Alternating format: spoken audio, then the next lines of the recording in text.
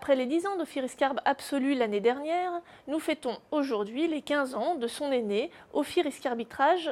C'est l'occasion pour nous de revenir sur la thématique de l'arbitrage des fusions-acquisitions annoncées. Donc c'est une compétence que nous avons donc depuis 15 ans et que si la philosophie de gestion est restée identique, nous avons su faire évoluer, que nous avons su améliorer au fil des années.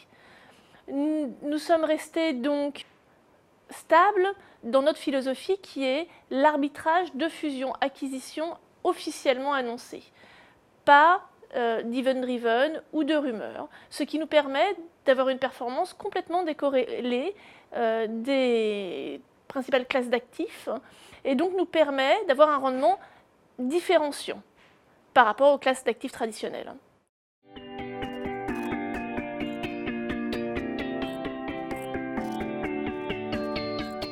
Alors nous pensons que cette thématique de l'arbitrage de fusion-acquisition annoncé est particulièrement intéressante aujourd'hui, notamment parce que la politique accommodante des banques centrales a pour conséquence des rendements nuls ou quasi nuls sur une grande partie de la courbe des taux.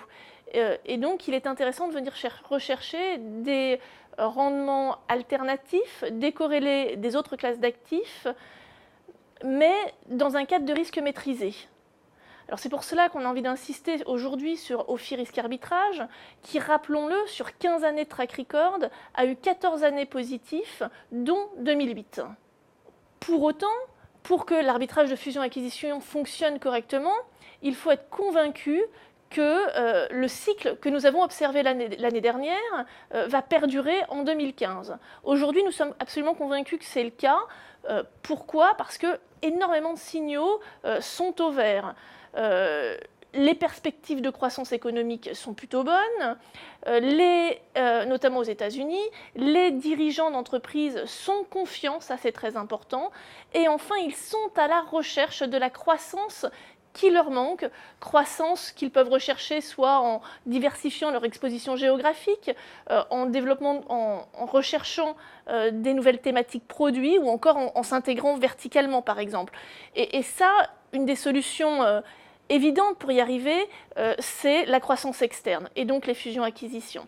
Certains peuvent nous dire, oui mais est-ce que les actions ne sont pas aujourd'hui un petit peu chères ? En tout cas, ça ne ralentit pas le cycle aujourd'hui et ce n'est pas un frein.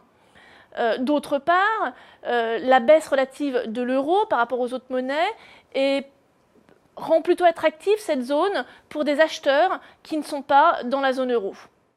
Si on doit comparer 2014 et 2015, sur les 2 premiers mois de l'année, on s'aperçoit que le volume des fusions-acquisitions, notamment aux États-Unis, est en légère diminution par rapport à 2015, environ 20%, mais par contre, le nombre de transactions annoncées, lui, est en nette augmentation, plus 50%, à la fois en Europe et aux États-Unis. Ça, c'est très positif pour nos portefeuilles parce que ça nous permet une grande diversification du nombre de positions en portefeuille et donc une grande diversification du risque. Ce qui est intéressant de voir, c'est qu'en 2015, nous n'avons pas ces méga deals qui étaient annoncés en 2014 à la même époque. Nous avons beaucoup d'opérations de taille plus moyenne, entre 5 et 15 milliards, dans des secteurs complètement diversifiés, la pharmacie, le pétrole. Alors la grande surprise de 2015, c'est aussi le retour des batailles boursières et des améliorations d'offres. Alors il y en a eu de nombreux, je vais vous en citer 2.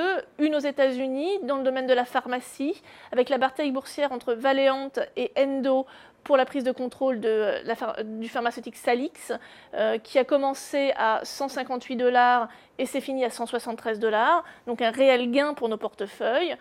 Et en Europe, nous avons le rachat des minoritaires de DMG Mori par la maison mère japonaise, donc l'offre initiale était à 27,50 € et l'offre finale est aujourd'hui à 30,55 €, 30,55 €.